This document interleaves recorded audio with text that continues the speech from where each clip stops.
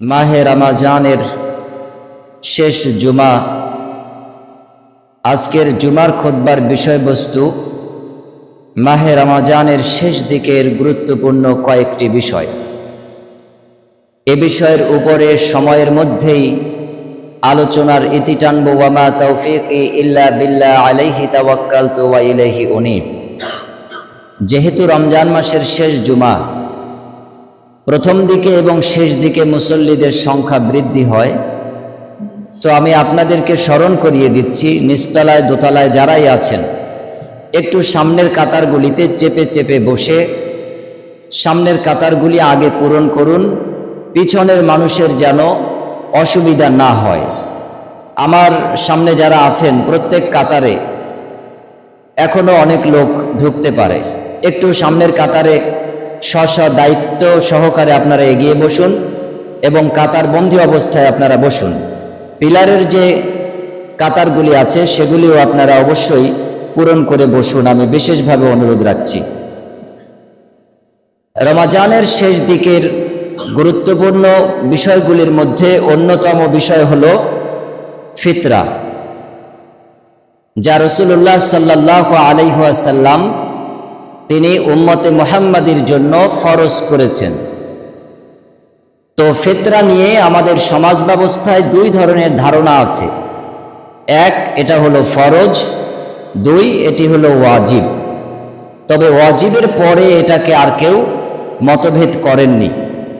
ফরজ তার দলিল হচ্ছে সহিহ বুখারীর 24 নম্বর অধ্যায়ের 76 নম্বর পরিচ্ছেদের 1509 নম্বর হাদিস। এই হাদিসে আবু সাঈদ খুদরি রাদিয়াল্লাহু আনহু থেকে বর্ণনা হয়েছে এবং সেখানে স্পষ্টভাবে বলা হয়েছে, আন ইবনে উমার আন্না নবিয়্য সাল্লাল্লাহু আলাইহি ওয়াসাল্লাম আমারা বিযাকাতিল ফিতরি ক্বাবলা খুরুজিন নাস ইলা সালাহ। ঈদগাহে যাবার আগে রাসূলুল্লাহ সাল্লাল্লাহু আলাইহি ওয়াসাল্লামের জামানায় প্রত্যেক মুসলমান তারা ফিতরা আদায় করতেন। এ সম্পর্কে ইমাম বুখারী রাহিমাহুল্লাহ তিনি একটি বাব রচনা করেছেন। বাবটি হলো বাবু সাদাকাতিল ক্বাবলাল ঈদ। এই অধ্যায়ে ইমাম বুখারী রাহিমাহুল্লাহ প্রধানতম যে হাদিসটি এনেছেন সেই হাদিসটি হলো 1509 নম্বর হাদিস। এই হাদিসের আলোকে এবং আবু সাঈদ খুদরি রাদিয়াল্লাহু আনহু বর্ণিত আরেকটি হাদিসে রাসূলুল্লাহ সাল্লাল্লাহু আলাইহি ওয়াসাল্লাম থেকে স্পষ্ট প্রমাণিত যে সেখানে রাসূলুল্লাহ সাল্লাল্লাহু আলাইহি ওয়াসাল্লাম বলছেন যে আমি ফিতরাকে ফরজ করেছি। আর এখানে ইবনে ওমর রাদিয়াল্লাহু আনহু থেকে বর্ণিত যে শব্দটি সেটি হলো আমরা সকল মুসলমান ঈদগাহে যাবার আগে অবশ্যই ফিতরা আদায় করতাম। তো ফিতরা যে ফরজ, এটা নবী করিম সাল্লাল্লাহু আলাইহি ওয়াসাল্লাম থেকে আবু সাঈদ খুদরি রাদিয়াল্লাহু আনহু বর্ণনা করেছেন। স্বাধীন মানুষ, পুরুষ নারী, ছোট বড় সকলের উপরে এই ফিতরা আল্লাহ নবী সাল্লাল্লাহু আলাইহি ওয়াসাল্লাম ফরজ করেছে। যেহেতু আল্লাহ নবী সাল্লাল্লাহু আলাইহি ওয়াসাল্লাম স্পষ্ট ফারাদা শব্দ উল্লেখ করেছেন, সেই হেতু এখানে আর মতভেদ করার মতন কোনো জায়গা নেই।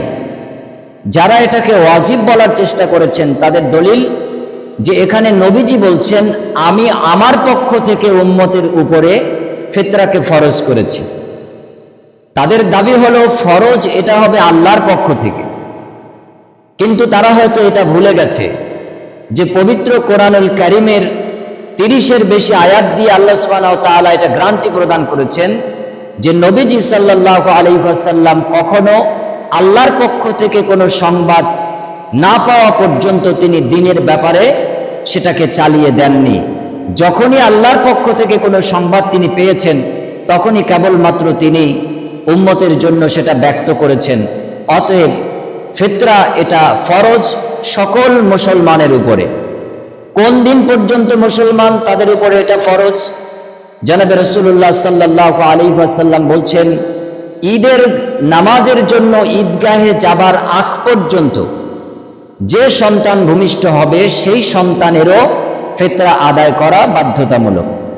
অতএব ফিতরা নিয়ে আমাদের মধ্যে কোনো দ্বিমত থাকা বাঞ্ছনীয় নয়, এটা একেবারে পরিষ্কার একটি বিষয়। ফিতরা কেন দিতে হয়? ফিতরা দেবার অনেক কারণ রয়েছে, তার মধ্যে মৌলিক দুটি কারণ। এক নম্বর কারণ হলো আবু দাউদের 1609 নম্বর হাদিসে হাদিসটি উল্লেখিত হয়েছে, পাশাপাশি সহিহ ইবনে মাজার 1827 নম্বর হাদিসে হাদিসটি বিদ্যমান আছে।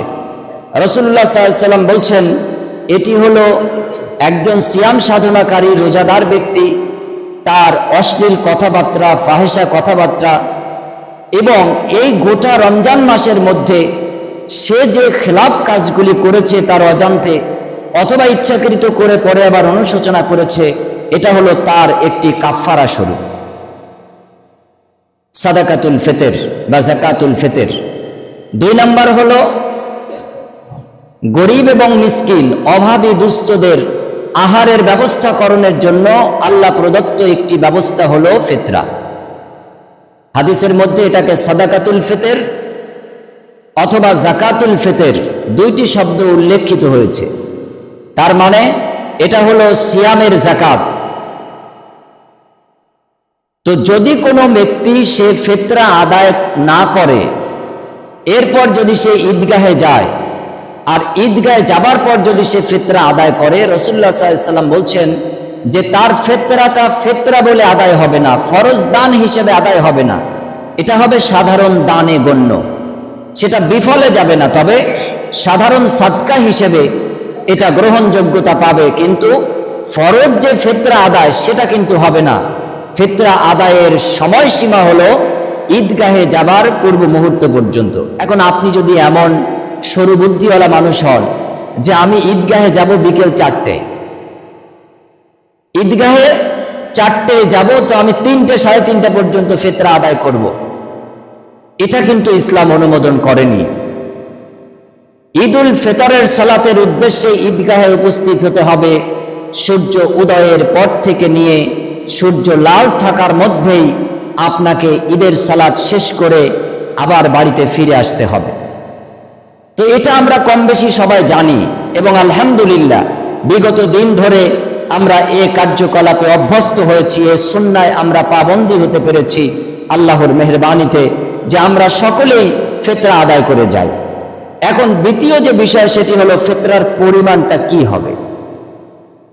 সমাজ ব্যবস্থায় ফিতরা প্রদান হয়, কিন্তু ফিতরার পরিমাণ নিয়ে একটা বিতর্ক আছে, মতভেদ তৈরি হয়ে আছে। সেই মতভেদটা হলো 1 সা পরিমাণ এবং অর্ধ সা পরিমাণ। এটা হলো সা ভিত্তিক মতভেদ, এটা হলো সা ভিত্তিক মতভেদ।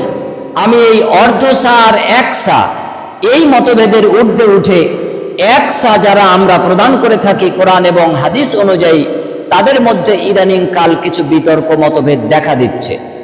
ভিডিও ক্লিপিংস এবং বিভিন্ন প্রোগ্রামে বিভিন্ন আলোচকদের দ্বারা ফিতরার পরিমাণ নির্ণয়ক বিষয় নিয়ে আমরা মতভেদে আবদ্ধ হচ্ছি। এটা অত্যন্ত দুঃখ এবং পরিতাপের ব্যাপার, কারণ সা এটি হলো আরাবিয়ানদের একটি পরিমাপ যন্ত্র, কিলোগ্রাম নয়।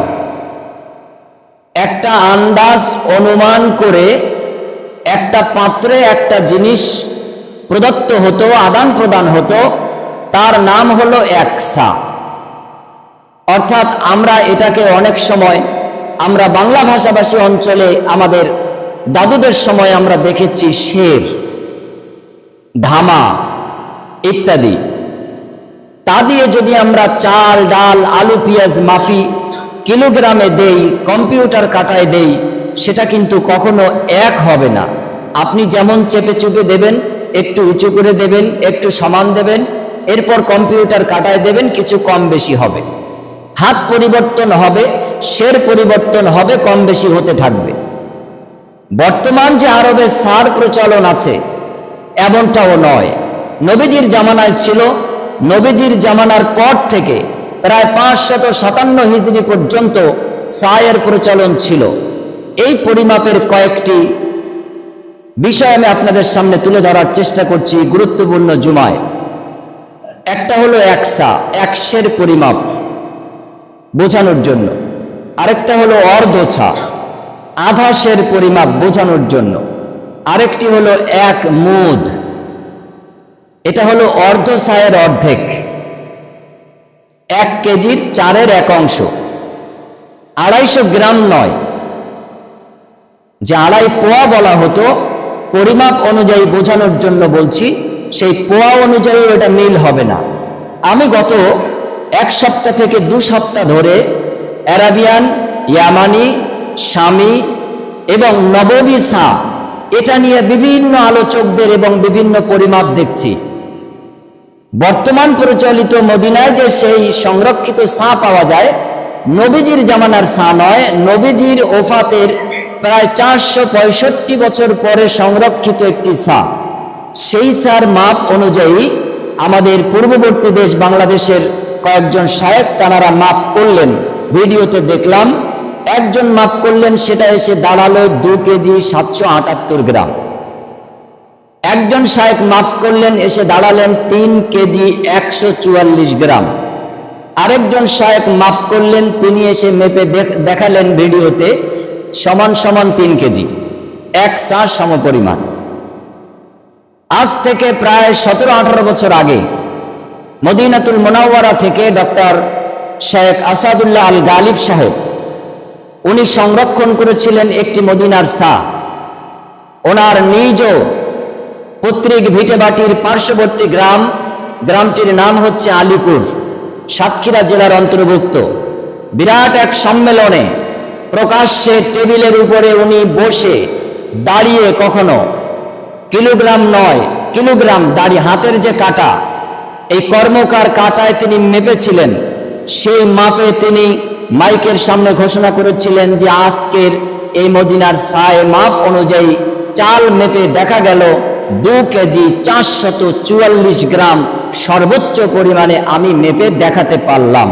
এটা সাহেব ডক্টর আসাদুল্লাহ আল গালিব সাহেবের 17-18 বছর আগেকার আলীপুরের একটি ঘটনা আপনাদের সামনে ব্যক্ত করছি।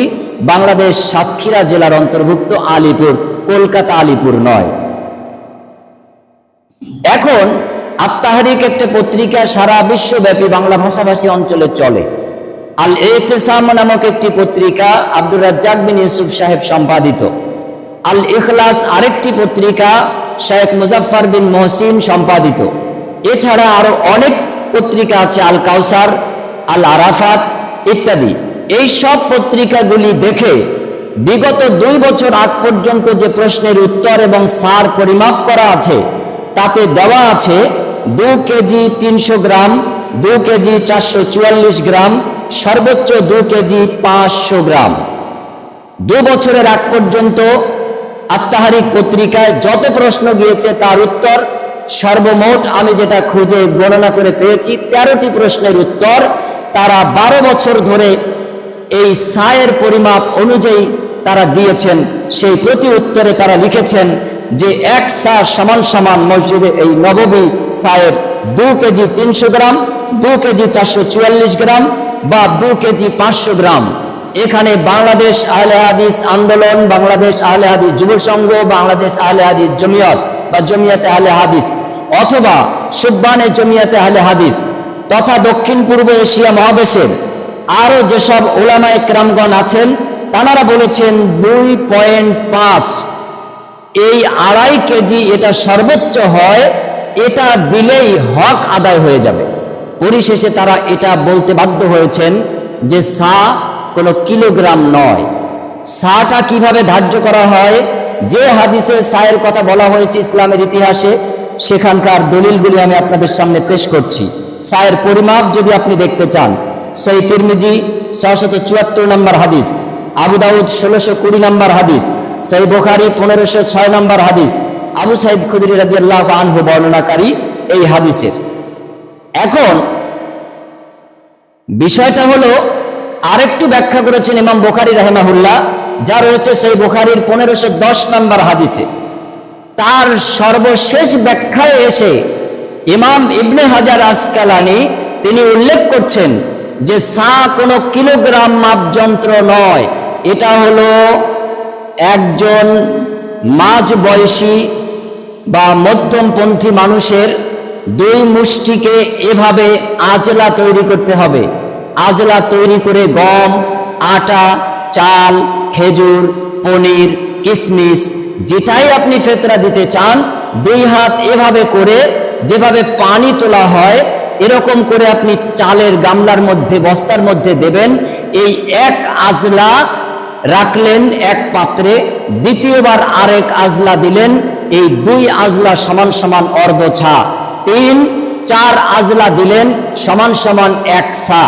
অতএব যদি কেউ আপনি এখন সেই 1415 বছর আগের সংরক্ষণ কি অসংরক্ষণ, এটা ইয়ামানি সা কি শামি সা কি হেজাজি সা কি নববী সা, এটা নিয়ে বিতর্কের মধ্যে না যে আপনি সরাসরি আপনার হাতের এই দুই হাতকে একত্রিত করে চাল যদি আপনার জাতীয় খাদ্যবস্তু হয়, এটা আপনি 4 আজলা দেবেন সমান সমান 1 সা। এখন যদি কৌতূহল বসে তো আমি আমার 4 আজলা দিয়ে কতটুকু হয় মেপে দেখি, তা হবে একরকম। ফজলুল হক ভাই তিনি যদি 4 আজলা দিয়ে মেপে দেখেন, হবে এটা আরেক রকম। গাজী তবিবুর রহমান এটা যদি 4 আজলা দিয়ে মেপে দেখেন, এটা হবে আরেক রকম। তবে 4 আজলা সমান সমান 1 সা, এটা মুহাক্কিকগণ বোঝাতে চেয়েছেন।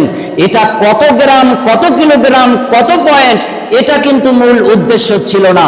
তাই কিলোগ্রাম পয়েন্ট নিয়ে আজকে মতভেদের কোনো সুযোগ অন্ততপক্ষে ইসলাম রাখেনি। এটা আজ থেকে কয়েক শত বছর আগে হাদিসের মুহাক্কিকগণ তারা স্পষ্ট করে গেছেন। মনে রাখবেন, শুধুমাত্র সা মদিনা বা হেজাজি সা নয়, পৃথিবীতে 15টির অধিক রকম সা দেখা যায়। একটা হলো নববী সা, দ্বিতীয়টা হলো হেজাজি সা, তৃতীয়টা হলো ইরাকি সা, চতুর্থ হলো ইয়ামানি সা, পঞ্চম হলো শামি সা, ষষ্ঠ হলো এর বাহিরে আরো যত রকম সা আছে সেই সবগুলি। অতএব এই সার কোনোটার মাপ একরকম নয়। ইরানি সা আর মদিনার সা সম্পূর্ণ আলাদা মাপযন্ত্র, এক এবং অভিন্ন নয়। অতএব এই পরিমাণ নিয়ে আমাদের বিতর্কের কোনো জায়গা নেই। আমি অনুরোধ রাখবো, দীর্ঘ মুহাক্কিকগণ, বিজ্ঞ ওলামায়ে কেরামগণ কোরআন এবং হাদিস অনুযায়ী যে ফয়সালা 2.5 কেজি সর্বোচ্চ পরিমাপ অনুযায়ী তারা করেছেন, আমরা এখনো সেটা চালু রেখেছি আলহামদুলিল্লাহ। এবছরও আমরা দেব। গবেষণায় যদি আরো প্রামাণ্যতা আমাদের সামনে আসে, তাতে যদি কমে বাড়ে, আমরা ইনশাআল্লাহ আল্লাহর সন্তুষ্টির জন্য সেটা দিতে প্রস্তুত রয়েছি। তবে এই নিয়ে সমাজের মধ্যে কোনো ফাটল ধরানোর সুযোগ নেই। গবেষণায় আপনার কাছে দলিল থাকলে আপনি আনবেন, দেখব, বসবো, আলোচনা হবে। আমরা ইনশাআল্লাহ সেটা মানুষকে জানিয়ে বুঝিয়ে ধীরস্থিরভাবে আমরা সেটা আমলে পরিণত করব। আমরা কোরআন এবং সহিহ সুন্নাহর অনুসারী। এখানে আমরা ব্যক্তি পূজা অবনোদন করি না, আমরা এক আল্লাহর সন্তুষ্টির জন্যই কার্যকলাপ সম্পাদন করি। অতএব এখানে মতভেদের কোনো সুযোগ আপাতত দেখছি না।